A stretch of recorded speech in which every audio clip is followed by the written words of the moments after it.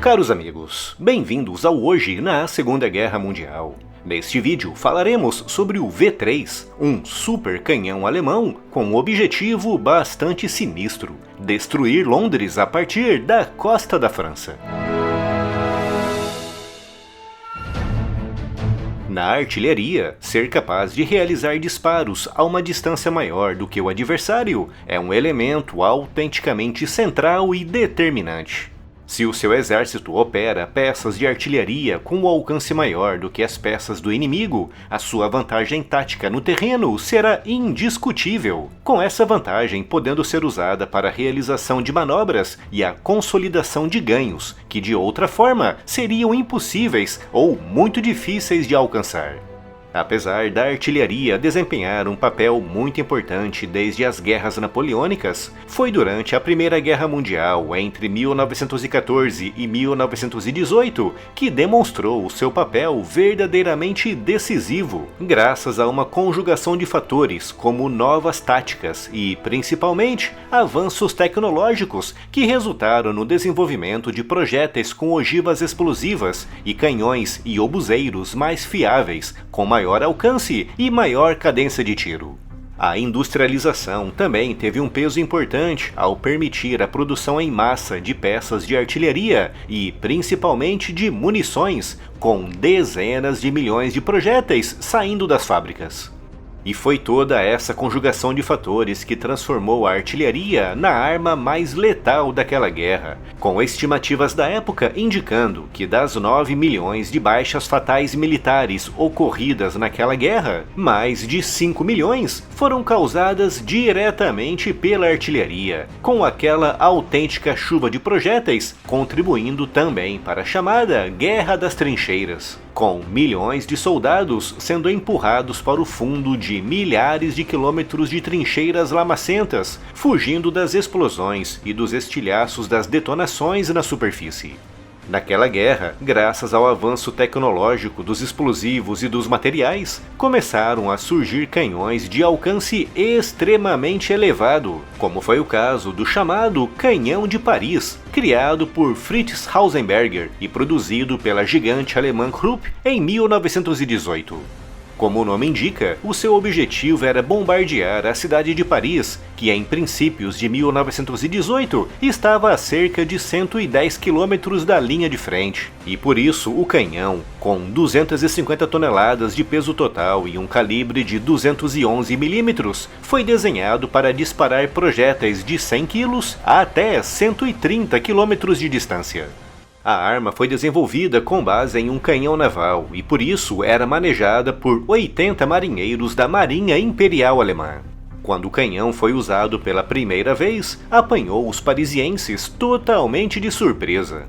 Como a cidade estava muito distante da linha de frente, muitos acreditaram ter se tratado de um ataque aéreo realizado por zeppelins a muito elevada altitude. Mas, apesar do seu tremendo alcance, o seu poder de fogo era limitado, com cada projétil de 100 quilos vindo armado com apenas 7 quilos de explosivos.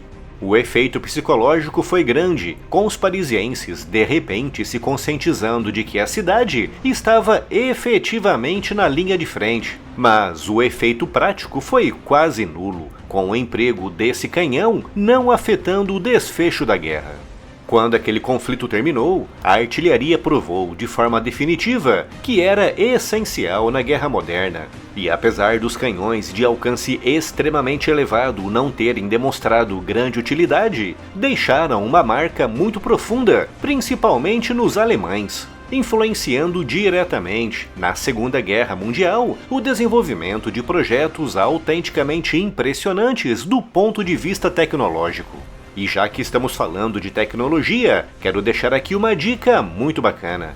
A Insider é uma marca de roupas feitas com tecnologia de ponta no tecido, incluindo materiais com regulação térmica que eliminam o suor, mantendo a temperatura do corpo estável. Criados com base na tecnologia PCM Outlast, desenvolvida pela NASA, capaz de absorver, armazenar e liberar calor na medida certa, reduzindo pela metade o suor e o superaquecimento. Outra grande inovação da Insider são os materiais hidrorrepelentes que suportam até 80 lavagens e que, ao contrário dos impermeáveis, são respiráveis. A Tech T-Shirt é o suprassumo da tecnologia dos tecidos, uma autêntica releitura tech da camiseta básica masculina e feminina. As suas fibras macias se adaptam ao corpo, acompanhando todos os movimentos e não esquenta. Além disso, não precisa ser passada, não desbota com o tempo e é anti-odor, um item essencial para uma rotina confortável. E para o inverno, com as temperaturas caindo, nada melhor do que as peças da Insider para garantir um visual confortável e com estilo, graças à tecnologia térmica capaz de manter o seu corpo aquecido, com um ajuste confortável e com liberdade de movimento. Clica no primeiro link aqui na descrição, confira essas e outras novidades tecnológicas da Insider e aproveite o super cupom de 12% de desconto. E ao fazer isso, além de adquirir um produto de extrema qualidade, ainda estará fortalecendo o canal.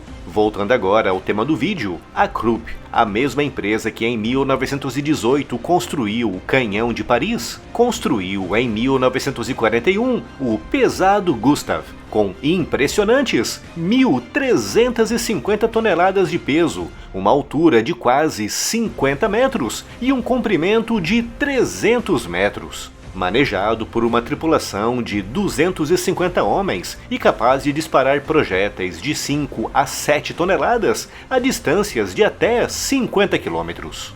Foi desenvolvido especificamente para destruir os poderosos bunkers franceses na linha Maginot, mas como a França capitulou em apenas um mês e meio de guerra, o pesado Gustav acabou se estreando em combate na frente oriental, demolindo fortificações e destruindo depósitos soviéticos de munições durante o cerco a Sebastopol entre outubro de 1941 e julho de 1942. Com a rendição francesa em junho de 1940, os alemães tiveram acesso a uma série de projetos militares da Primeira Guerra Mundial que não chegaram a sair do papel, com um deles atraindo especial atenção, um canhão de muito elevado alcance composto por múltiplas câmaras.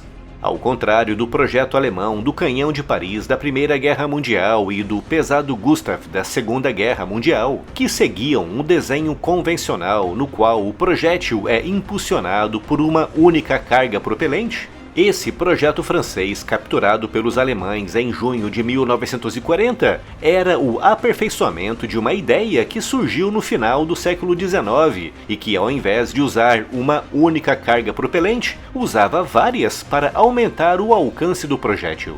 Através dessa artimanha, não era preciso usar grandes cargas propelentes que obrigavam a construção de canhões com paredes espessas e grossas, bastando distribuir essas cargas de forma uniforme ao longo de toda a extensão do tubo. E foi com base no conceito de multicâmaras que em 1942 o engenheiro alemão August Coenders começou o projeto do V3, um canhão de muito elevado alcance cujo projétil seria acelerado de forma gradual através de múltiplas cargas propelentes distribuídas ao longo do seu tubo.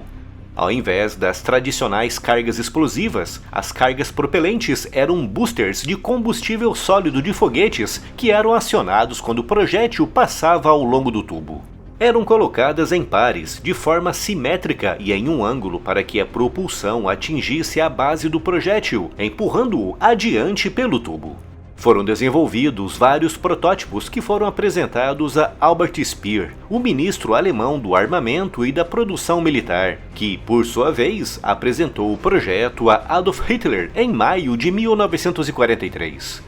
Em agosto daquele ano, a RAF bombardeou Peenemünde, o centro alemão onde estava sendo desenvolvido o foguete V2, com isso levando Hitler a autorizar o desenvolvimento do V3 como uma espécie de arma de backup para atingir Londres e outros alvos a longa distância. No entanto, devido às várias condicionantes da guerra, August Coenders enfrentou graves dificuldades técnicas. Para atingir Londres em disparos a até 150 km, o V3 deveria disparar os seus projéteis a pelo menos 3.000 metros por segundo, mas os protótipos desenvolvidos não conseguiam ultrapassar a marca dos 1.000 metros por segundo. Apesar de todas as dificuldades, em maio de 1944 começou a ser testado o canhão construído em Misdroy, na ilha báltica de Volyn, perto de Peenemünde. com o canhão conseguindo disparar projéteis de 1,80 m a uma distância de até 93 km. No entanto, o canhão explodiu durante os testes. E paralela ao desenvolvimento da arma, os alemães selecionaram o local onde seria construída, com uma pedreira próxima de Mimoyek, em Pas-de-Calais, sendo escolhida.